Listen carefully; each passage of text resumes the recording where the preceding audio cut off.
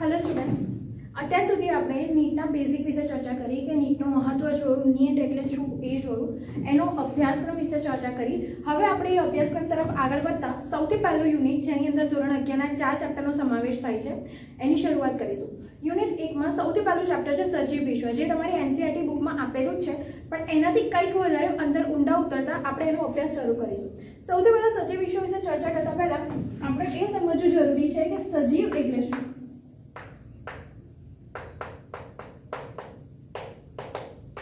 અને સજીવ વિશે ચર્ચા કરીએ કે સજીવ જે કોઈ પણ પ્રક્રિયાઓ કરે છે તમામની આપણે બેઝિકની બધાની ચર્ચા કરવી પડે. એટલે સૌથી પહેલાં આપણે સમજવું જરૂરી છે કે સજીવ એટલે શું. સજીવ જેનામાં જીવ હોય એને આપણે સજીવ કહી શકીએ છીએ. એવું આપણે લગભગ જ્યારથી પર્યાવરણ કે વિજ્ઞાન ભણતા આવ્યા છે ત્યારથી આપણે એવી કંઈક વ્યાખ્યા ભણતા આવ્યા છે. પણ હવે એક બાયોલોજીની ભાષામાં એકદમ સરળ ભાષામાં આપણે જો કોઈ વ્યાખ્યા જોઈએ તો જે પ્રાણી કોઈ ચોક્કસ પ્રકારની દેહધર્મિક પ્રક્રિયાઓને અનુસરતું હોય અને પોતાનું જીવનચક્ર કે જીવનકાળ પૂર્ણ કરતું હોય એને આપણે સજીવ કહી શકીએ. તો એની કઈ કઈ ચોક્કસ પ્રકારની જીવનકાળની પ્રક્રિયાઓ છે તો એ પ્રક્રિયાઓની આપણે ચર્ચા કરીએ તો સૌથી પહેલાં એની 5 થી 7 એવી દેહધર્મિક પ્રક્રિયાઓ છે જે એના રૂટીનમાં હંમેશા માટે એ ફોલો કરે છે. પણ એ જાણતા પહેલાં આપણે એ સમજવું જરૂરી છે કે સજીવો જે ભેગા થઈને એક પોતાની આજુબાજુ પર્યાવરણ રચે છે કે જેના દ્વારા આપણું બાયોલોજી એટલે કે જીવ વિજ્ઞાનનું આગવું મહત્વ ઊભું થયું છે. એના વિશે થોડી ચર્ચા કરીએ તો જીવ વિજ્ઞાનનું કાર્યક્ષેત્ર આમ તો ઘણું વિશાળ છે અને જીવ વિજ્ઞાન એટલે જીવંત સજીવોનો અભ્યાસ. જીવંત સજીવો એટલા માટે કહેવું પડે કારણ કે ઘણીવાર મૃત સજીવો પણ વૃદ્ધિ દર્શાવતા હોય છે. એમના કોષો ફૂલી જાય છે અને એ એમના કદમાં વધારો પણ દર્શાવતા હોય છે મૃત્યુના થોડા સમય પછી. એટલા માટે આપણે બાયોલોજી માટે એક સાદી અને સરળ વ્યાખ્યા વાપરી શકીએ કે જીવંત સજીવોનો અભ્યાસ. પરંતુ તે પહેલાં આપણે એ સમજવું જરૂરી છે કે જીવ વિજ્ઞાન છે શું. જીવ વિજ્ઞાનનું કાર્યક્ષેત્ર ઘણું મોટું છે અને જીવ વિજ્ઞાનમાં ઘણી બધી શાખાઓ છે જેના વિશે આપણે ચર્ચા કરેલી છે.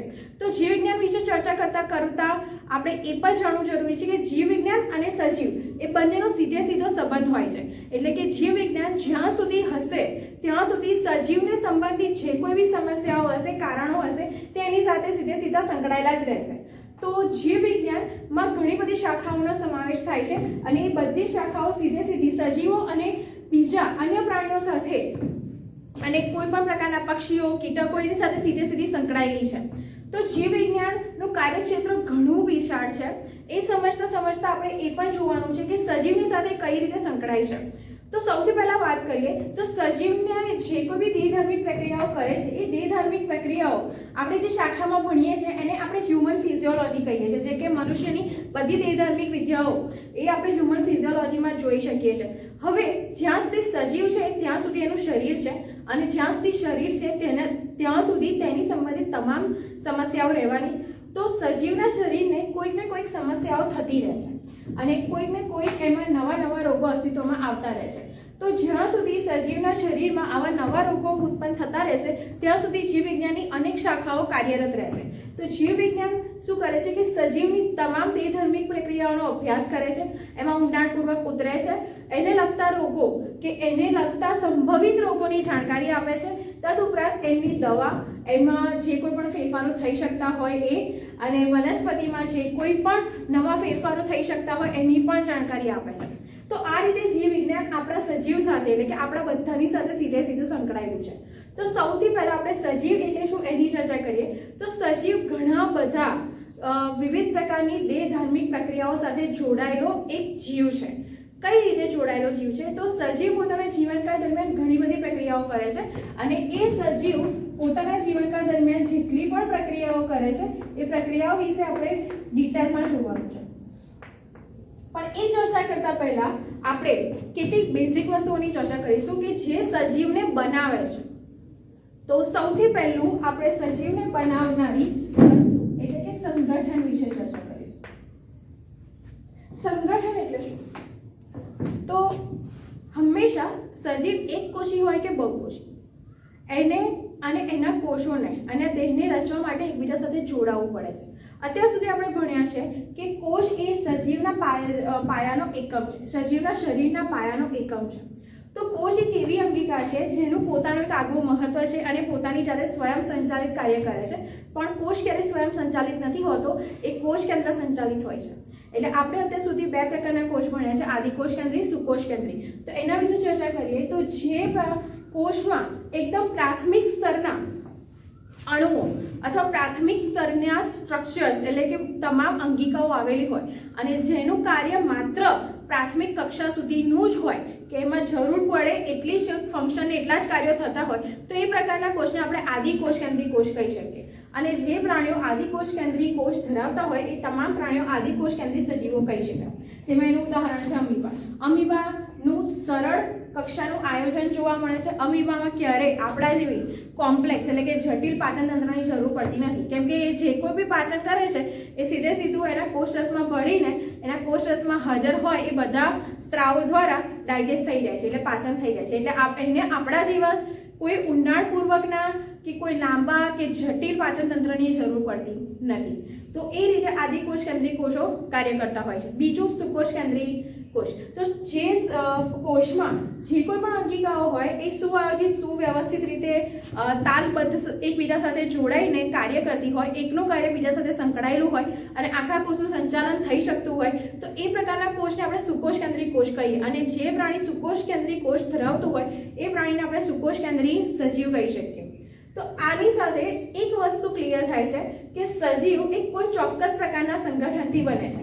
એમાં એક કોષ હોય તો કોષો ભેગા થઈને પેશી બનાવે છે, પેશી ભેગી થઈને અંગ બનાવે છે, અંગ ભેગા થઈને જે તે પ્રાણીનો દેહ બનાવે છે. એક આ સ્તર છે. બીજું સ્તર આવે છે અણુ અને મહાઅણુ. હવે અણુઓ ક્યાંથી બને છે આપણે બધાને ખબર છે. અણુઓ ભેગા ક્યારે થાય છે અને ક્યારે એના રચના થાય છે, તો સૌથી નાનામાં નાનો અવિભાજ્ય કણ એટલે કે પરમાણુઓ ભેગા થઈને અણુઓની રચના કરે છે અને અણુઓ ભેગા થઈને મહાઅણુઓની રચના કરે છે. તો આપણા દેહમાં જેમ કોષો ભેગા થઈને પેશી રચે છે, એવી રીતના આપણા દેહમાં ઘણા બધા નાના દ્રવ્યના પરમાણુઓ આવેલા છે. એ દ્રવ્યના પરમાણુઓ ભેગા થઈને જે જરૂરી હોય એવા જૈવ અણુઓનું નિર્માણ કરે છે અને એ જૈવ અણુઓ ભેગા થઈને મહાજૈવ અણુઓનું નિર્માણ કરે છે. હવે અણુ અને જૈવ અણુમાં ફરક શું છે? અણુ એ કોઈ પણ દ્રવ્ય સજીવ હોય કે નિર્જીવ એ પ્રકારે હોઈ શકે.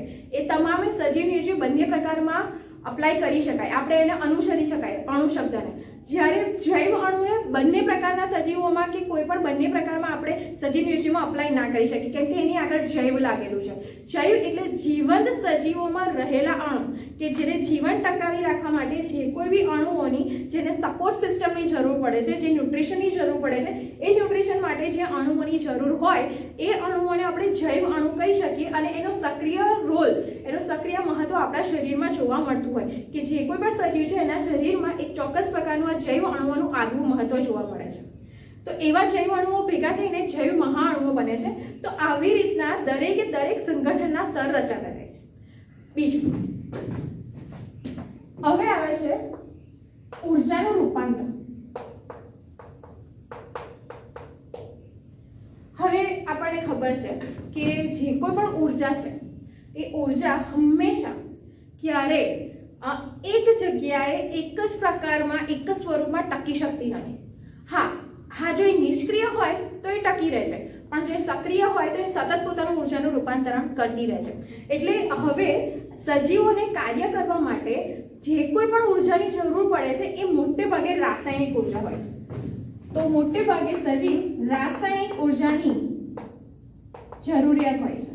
તો એ રાસાયણિક ઉર્જા ક્યાંથી મેળવે છે કે જો સજીવને આપણે 2 ભાગમાં વહેંચી દઈએ છીએ, તો સૌથી પહેલો સજીવ છે પ્રાણી અને બીજો સજીવ છે વનસ્પતિ. આ બંને જે સજીવો છે, સજીવોના રાસાયણિક ઉર્જાના પ્રાપ્યતાની વાત કરીએ તો જે સજીવ છે, પ્રાણી છે, એ પ્રાણી ક્યાંથી ઉર્જા મેળવે છે એ સીધો વનસ્પતિ પર આધાર રાખે છે. કારણ કે પ્રાણીમાં ક્યારે સૂર્યપ્રકાશમાંથી ઉર્જા મેળવવાની તાકાત હોતી નથી. એટલે એના શરીરની રચના જેવી છે કે જેમાં હરિતકણ હાજર નથી અને હરિતકણની ગેરહાજરીમાં સૂર્યપ્રકાશ ક્યારે ભેગો થઈને એની પ્રકાશ સંશ્લેષણની પ્રક્રિયા કરી શકે નહીં. એટલા માટે એને સીધો અસર વનસ્પતિ પર રાખવો પડે છે. હવે વનસ્પતિની વાત કરીએ તો વનસ્પતિ જે છે એ વનસ્પતિ હરિતકણ ધરાવે છે, એટલા માટે એ સૂર્યપ્રકાશની ઉર્જાનું રૂપાંતરણ ગ્લુકોઝ એટલે કે રાસાયણિક ઉર્જામાં કરશે, કેમ કે ગ્લુકોઝ C6H12O6 જેનું અણુસૂત્ર છે, જેની અંદર કાર્બનના 6 અણુ, હાઇડ્રોજનના 12 અણુ અને ઓક્સિજનના 6 અણુ આ જોડાયેલા છે. એટલે એ ત્રણેય એક પ્રકારનું ચોક્કસ પ્રકારનું રસાયણ બનાવે છે. એ પણ એક રસાયણ જ કહી શકાય, રાસાયણિક પદાર્થ જ કહી શકાય. તો સીધું સૂર્ય ઉર્જાનું જે ઉષ્મા ઉર્જા છે એનું સીધું રૂપાંતરણ થયું છે રાસાયણિક ઉર્જામાં. હવે આ તમામ રાસાયણિક ઉર્જા વનસ્પતિમાં સંગ્રહાશે. ક્યાં સુધી સંગ્રહાશે છે કે જ્યાં સુધી કોઈ પ્રાણી કે અન્ય કોઈ સજીવ એને કન્ઝ્યુમ નહીં કરે, એને ખાશે નહીં. એટલે જેવું જ એ પ્રાણી એ વનસ્પતિને ખાશે કે એંગલ્ફ કરશે એટલે તરત જ એ રાસાયણિક ઉર્જા વનસ્પતિમાંથી પ્રાણીમાં ટ્રાન્સફર થઈ જશે. હવે હંમેશા યાદ રાખવાનું કે એક ઉર્જા કોઈ પણ સ્તરમાં હોય એ સ્તરમાંથી બીજા સ્તરમાં જ્યારે જાય ત્યારે થોડોક ઉર્જાનો વ્યય થાય છે અને એ ઉર્જા એક સ્તરમાંથી બીજા સ્તરમાં કે એક પ્રાણીમાંથી બીજા સ્તરમાં રૂપાંતરિત થતી વખતે ઉર્જાનો થોડો વ્યય દર્શાવે છે. અને એ ઉર્જાનો વ્યય દર્શાવવાને કારણે જ થોડી ઉર્જા હંમેશા પર્યાવરણમાં મુક્ત રહેતી હોય છે. અને જે ઉર્જા સ્તરમાંથી એકમાંથી બીજા સજીવમાં રૂપાંતરિત થાય છે અથવા ટ્રાન્સફર થાય છે તે દરમિયાન એના જે પરિમાણ હોય છે એમાં થોડો ફેરફાર આવી શકે છે. તો આ થઈ ગયું ઉર્જાનું રૂપાંતરણ. હવે ઉર્જાના પ્રકારો કેટલા હોઈ શકે? ઉર્જાના પ્રકારોને આધારે પ્રક્રિયાઓ. હવે એ પ્રક્રિયાઓ કેટલી છે? એ પ્રક્રિયાઓની વાત કરીએ તો બે પ્રકારની છે કે ઉર્જા ગ્રાહી પ્રક્રિયા અને ઉર્જા ત્યાગી પ્રક્રિયા. હવે આ જે ઉર્જા ગ્રાહી પ્રક્રિયાની વાત કરીએ ને તો કોઈક એવી પ્રક્રિયા કે જેમાં આપણે ઉર્જા બળથી આપવી પડે, તો એ પ્રકારની પ્રક્રિયાઓને આપણે ઉર્જા ગ્રાહી પ્રક્રિયાઓ કહીએ છીએ. અને કોઈક એવી પ્રક્રિયા જેમાં આપણે ઉર્જા છૂટી પડે તો એ પ્રક્રિયાઓને આપણે કહીએ છીએ ઉર્જા ત્યાગી પ્રક્રિયાઓ. હવે વાત આવે છે કે આને સમજવું કઈ રીતે અને આને કોઈ એવી પ્રક્રિયાઓ છે કે જેના દ્વારા આપણે સમજી શકીએ? ના. સમજવા માટે સૌથી પહેલા એ જાણવું જરૂરી છે કે ઉર્જા ક્યારે છૂટી પડે અને ક્યારે આપવી પડે.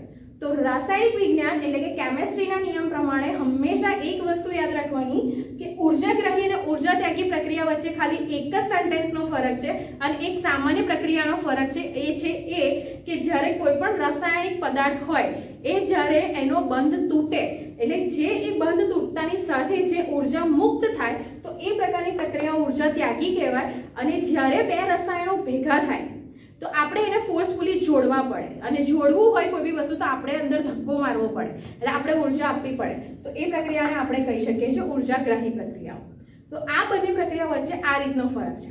હવે ઉર્જા ગ્રહણ કરીએ છીએ કે જો આપણે વનસ્પતિમાંથી ઉર્જા લઈએ છીએ તો આપણે ઉર્જાગ્રાહી પ્રક્રિયાઓ કરીએ છીએ, બરાબર? તો એ વસ્તુ સીધી એ રીતે ના સમજાય કે ધારો કે આપણે સિમ્પલ રસાયણ વિજ્ઞાનના નિયમ પ્રમાણે સમજીએ કે ભાઈ પાણી બનાવવા માટે હાઇડ્રોજનના 2 અણુ, ઓક્સિજનના 2 અણુને આપણે ભેગા કરવા પડે છે અને એ બંને ભેગા થાય છે તો આપણને મળે છે H2O.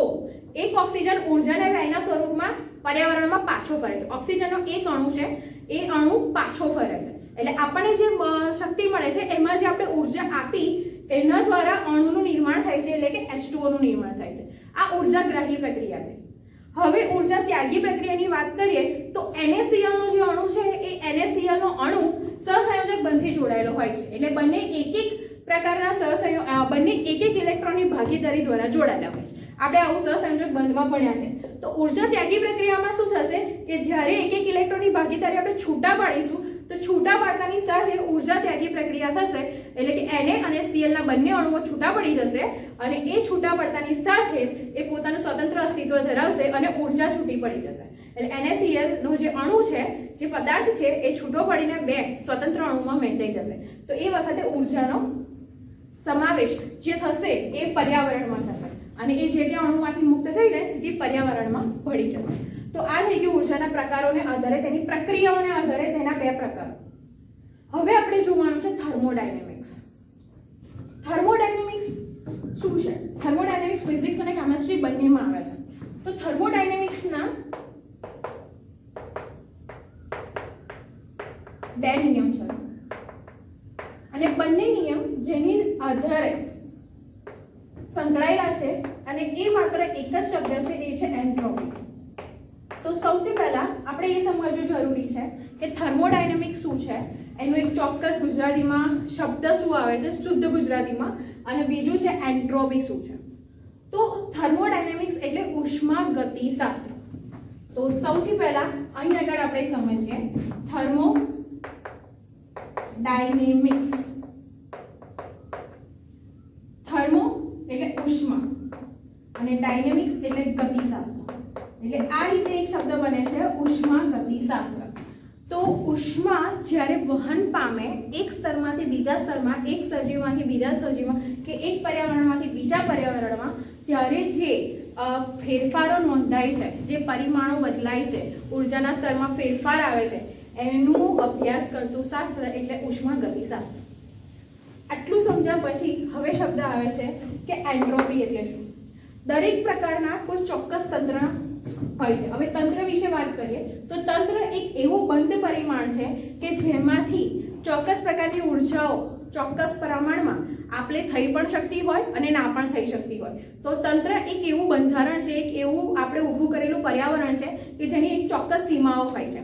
જેમ કે આપણે પાણી ભરેલો ગ્લાસ લઈએ છીએ અને એના ઉપરથી ઢાંકી દઈએ છીએ તો એ આપણા માટે એક બંધ તંત્ર થઈ ગયું. અંદર ગ્લાસની અંદર જે કોઈ બી જગ્યા છે એ આપણા માટે તંત્ર તરીકે વર્તે છે. તો કેમિસ્ટ્રીના નિયમ પ્રમાણે કોઈ પણ એવું ચોક્કસ પરિમાણ હોય કે જેને આપણે બંધ રાખી શકીએ અને એમાંથી ચોક્કસ દ્રવ્યોની આપણે કરી શકીએ, ઘણીવાર આપણે શક્ય ના પણ થઈ શકતી હોય. તો આ પ્રકારે આપણે તંત્ર વિશેની વાત કરીએ તો કોઈ પણ તંત્રમાં મુક્ત ઉર્જાનું પરિમાણ ઘટવું એટલે કે નિષ્ક્રિય ઉર્જાનું પરિમાણ વધવું અને મુક્ત ઉર્જાનું પરિમાણ ઘટવું એટલે કે એન્ટ્રોપી. હવે એ સમજવું જરૂરી છે કે તંત્ર એટલે શું. તંત્રના બે પ્રકાર છે, બંધ, ખુલ્લું.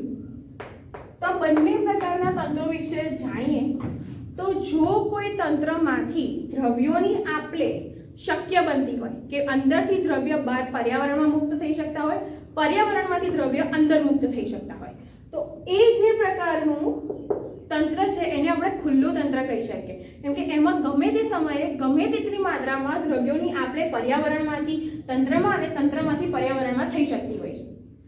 હવે આપણે આગળ વાત કરીએ બંધ તંત્રની. કે આ એક એવું તંત્ર છે કે જેની અંદરથી ના તો દ્રવ્યો બહાર પર્યાવરણમાં જઈ શકે છે, ના તો પર્યાવરણમાંથી દ્રવ્યો અંદરની તરફ આવી શકે છે.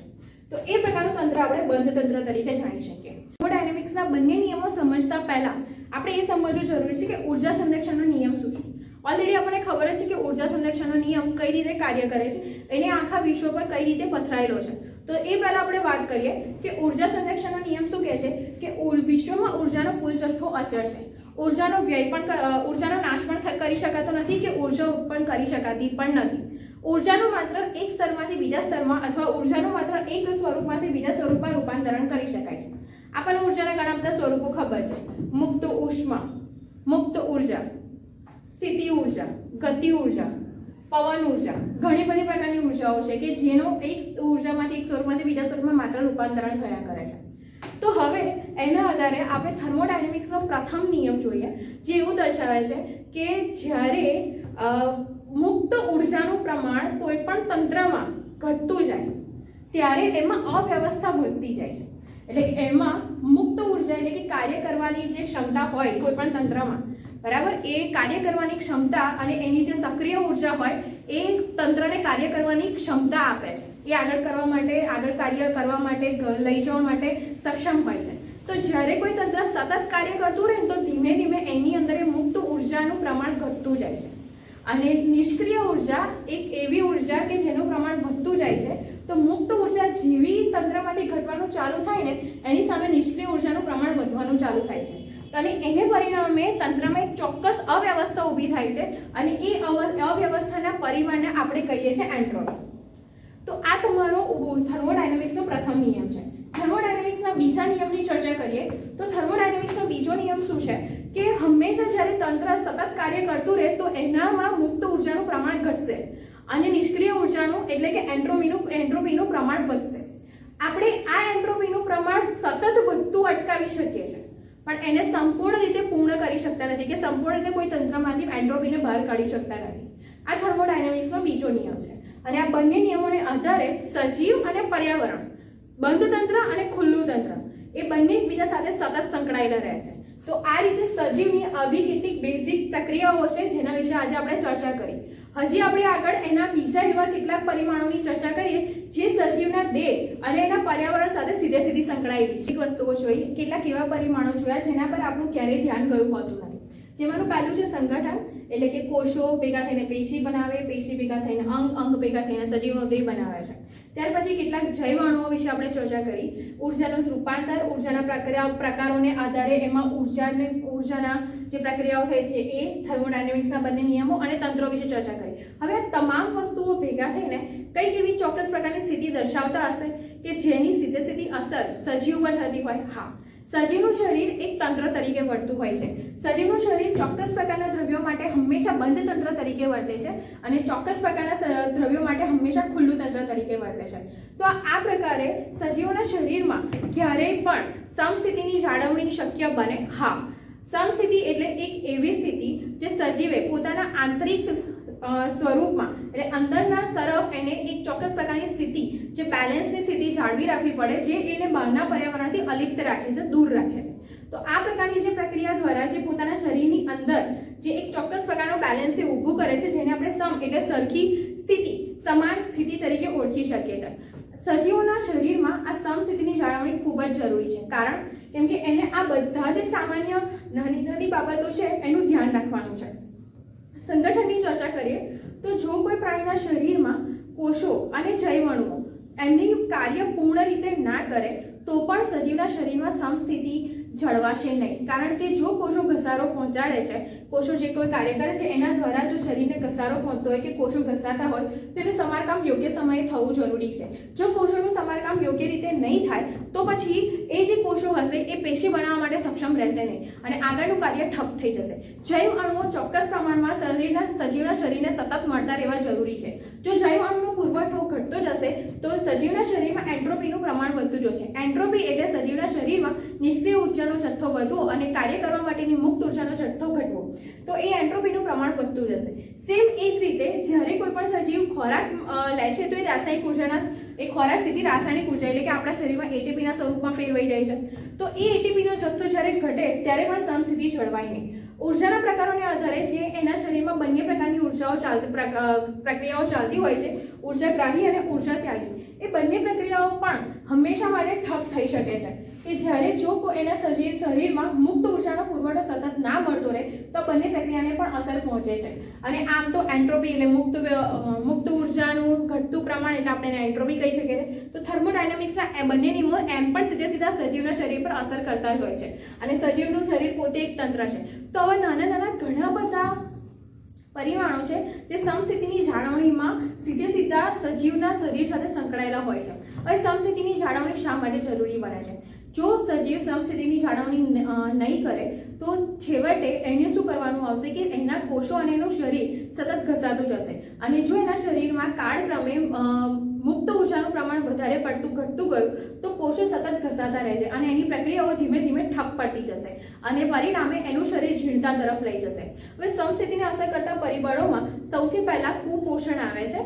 એમનામાં ઉત્સેક દ્રવ્યો હોય છે એનો નિકાલ વ્યવસ્થિત રીતે નથી થતો અને એમનામાં કોઈ પણ એવી રાસાયણિક અચોક્કસ મુદતની પ્રક્રિયાઓ ચાલતી રહેતી હોય છે જે એને ઝીણતા તરફ લઈ જતી હોય છે. આ બધી પ્રક્રિયાઓ મનુષ્યના કે સજીવના સમસ્થિતિને અસર કરતા પરિબળો છે. તો હંમેશા સજીવે એક સ્ટેબલ એક સ્થાયી સ્થિતિમાં રહેવું હોય તો એને સમસ્થિતિની જાળવણી કરવી પડે છે. એના સિવાયના આપણે ઘણા બધા પરિબળો છે જે સજીવની શરીરને સીધા અસર પહોંચાડતા હોય છે, પણ એમાં પણ સજીવના સમસ્થિતિને અસર કરતા આ જે 5 થી 6 પરિબળો છે એના વિશે આજે આપણે ચર્ચા કરી.